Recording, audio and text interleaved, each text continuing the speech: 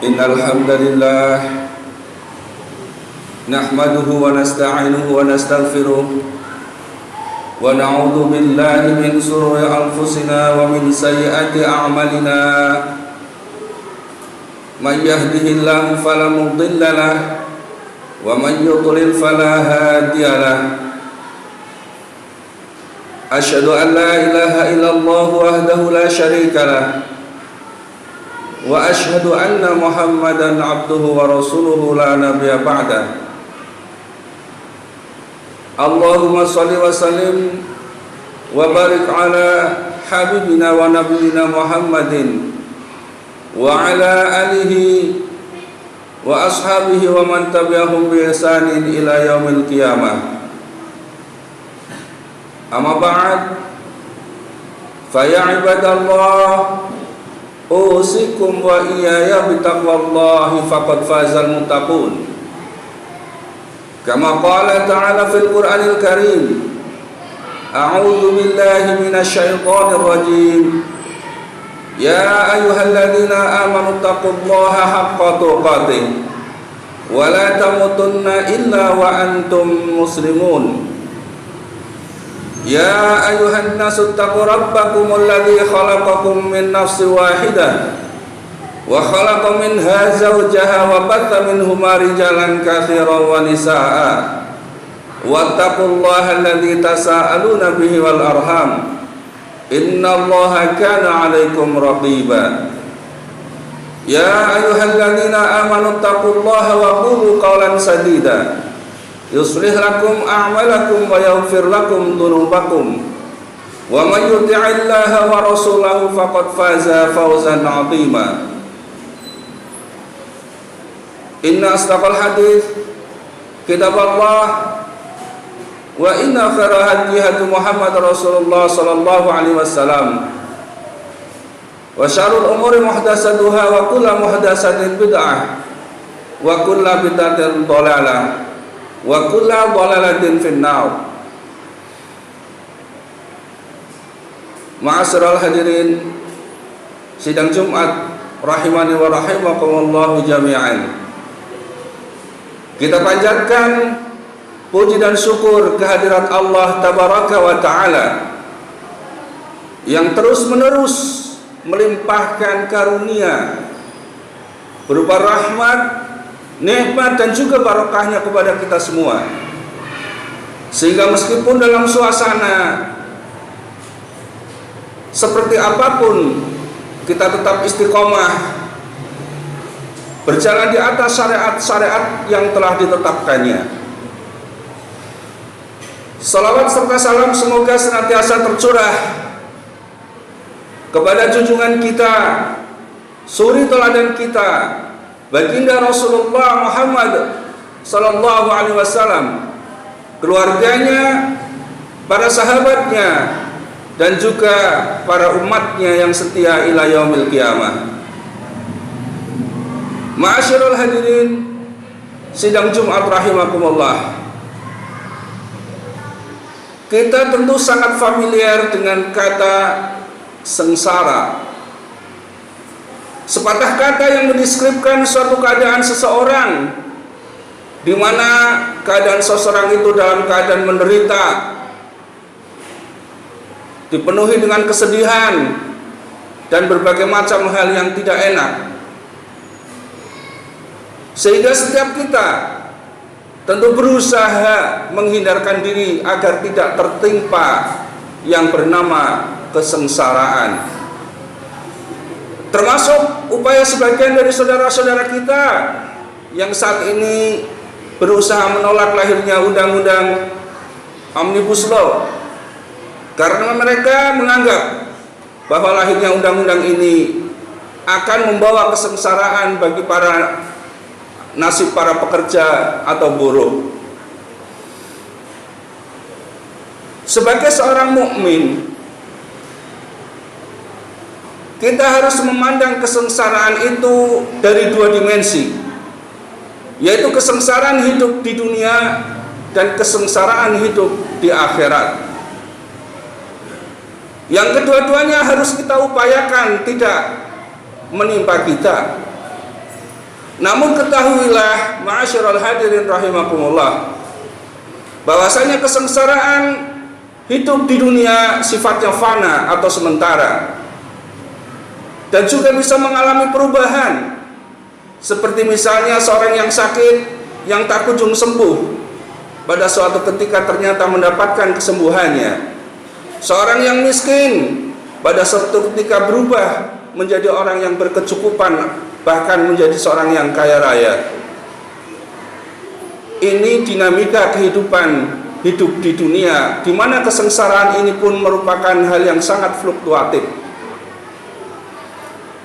Namun sebagian besar dari kita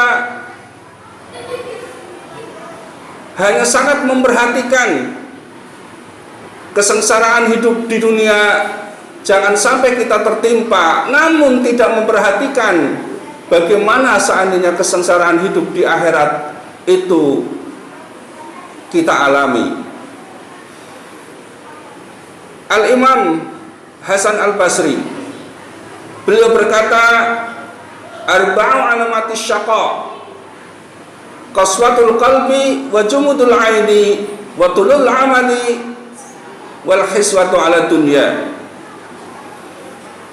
Al-Imam Hasan Al-Basri beliau mengatakan, pada hakikatnya kesengsaraan itu ada 4 tanda-tandanya, yaitu yang pertama adalah qaswatul qalb atau kerasnya hati. Yang kedua adalah jumudul aini, yaitu bekunya atau keringnya air mata yang tidak menangis menyesal kepada Allah karena perbuatan dosa yang pernah dilakukan. Kemudian yang ketiga adalah tulul amali, panjang angan-angan. Dan yang keempat, al-hiswatu ala dunia, berambisi kepada dunia. Yang pertama adalah qaswatul qulub atau kerasnya hati. Allah Subhanahu wa taala di dalam surat Az-Zumar, surat ke-39 ayat 22 berfirman, afaman syarahallahu sadrahu lil islami wa huwa ala nurin min rabbihim fawailul lil qasiyati qulubuhum min di'rillah ulaika fi dhalalim mubin.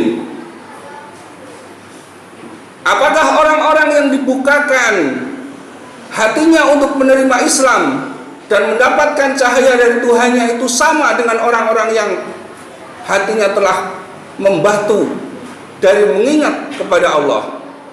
Maka celakalah mereka, orang-orang yang telah membatu hatinya, mereka itu berada dalam kesesatan yang nyata. Ma'asyiral hadirin sidang Jumat rahimakumullah, ternyata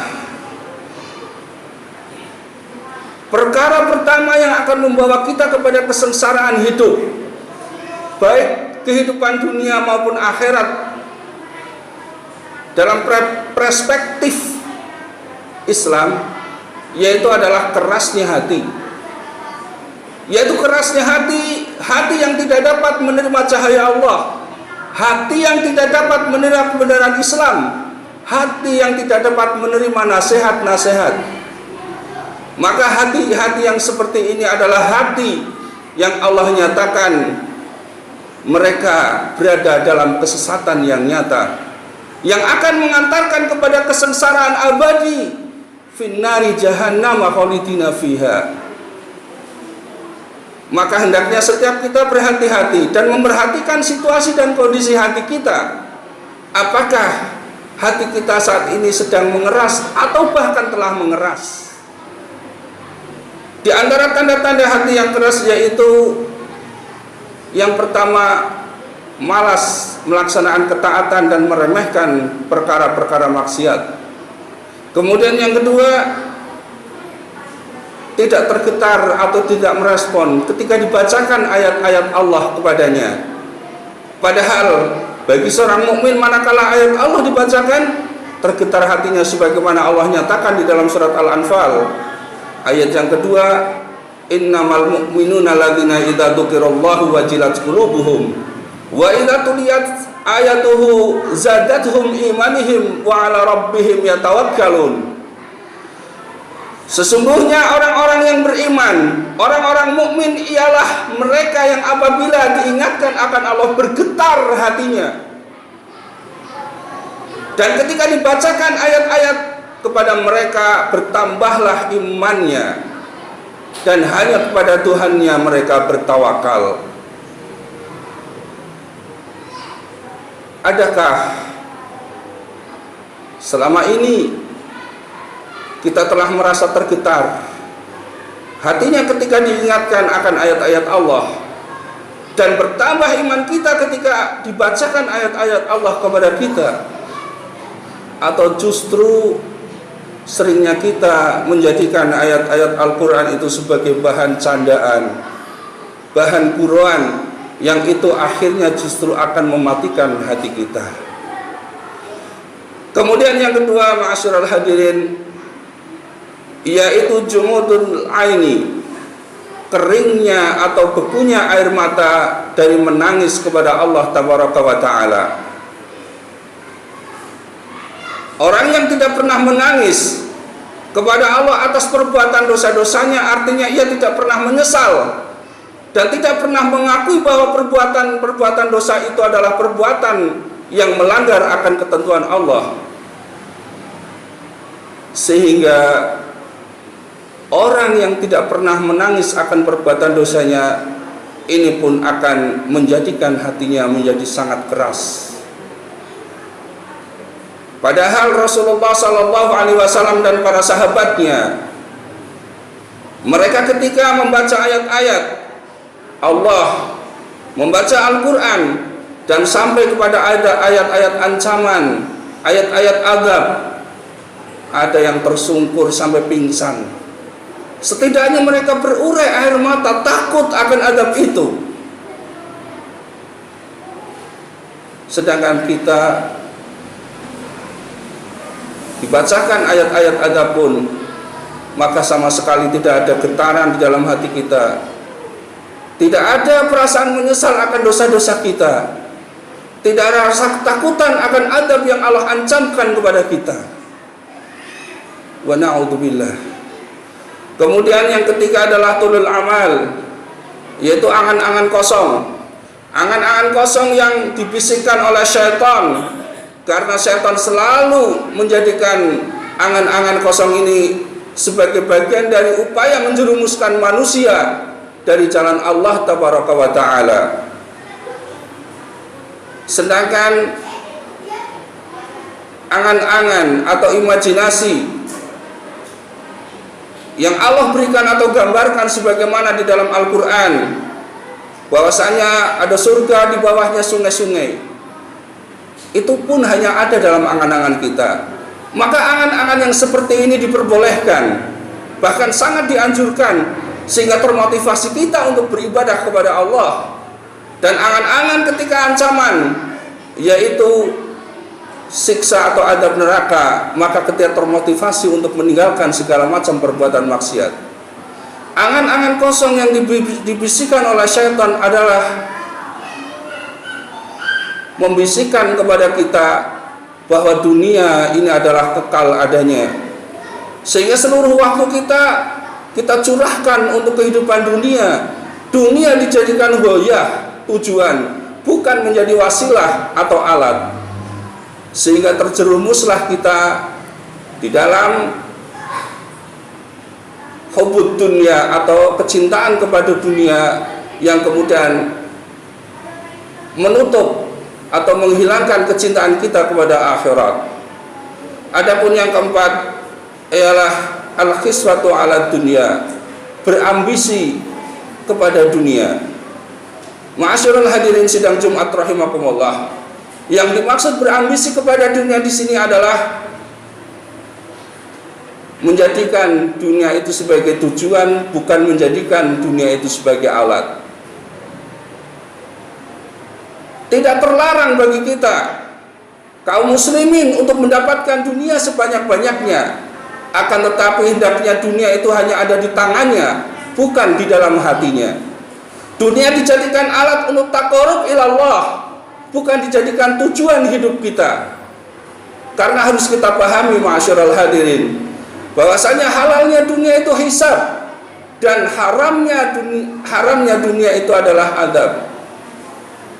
Ketika halal harta yang kita dapatkan, maka Allah akan hisab kita, akan ditanyakan kepada kita dari mana dan untuk apa harta itu dibelanjakan. Sedangkan apabila harta itu haram, sudah tidak ditanya lagi dari mana dan untuk apa, maka sudah itu pasti menjadi adab bagi kita semuanya. Oleh karena itu dipersilahkan bagi setiap kita untuk mencari dunia sebanyak-banyaknya yang kita mampu untuk mendapatkannya. Akan tetapi sekali lagi, jadikan dunia itu sebagai alat, bukan sebagai tujuan. Karena di dalam syariat Islam pun banyak ibadah-ibadah maliyah yang harus kita laksanakan, yang itu tidak dapat kita lakukan kalau kita tidak memiliki harta, seperti zakat, kemudian juga beribadah haji. Sekarang haji kurang lebih biayanya hampir mencapai 40 juta rupiah. Yang ini tentu biaya yang tidak sedikit, yang apabila kita tidak memiliki harta, tentu kita tidak akan mampu melaksanakan ibadah tersebut. Ma'asyiral hadirin sidang Jumat rahimakumullah, inilah tanda-tanda orang yang akan mendapatkan kesengsaraan yang dikatakan oleh Al-Imam Hasan Al-Basri, yang mudah-mudahan kita berusaha untuk menghindarinya sehingga kita tidak tertimpa kesengsaraan fid dunya wal akhirah. Barakallahu li wa lakum fil Qur'anil Karim wa nafa'ani bima fihi minal ayati wa dzikril hakim. Aqulu qouli hadza wa astaghfirullahal azim wa qur rabbi fir warham wa anta khairur rahimin.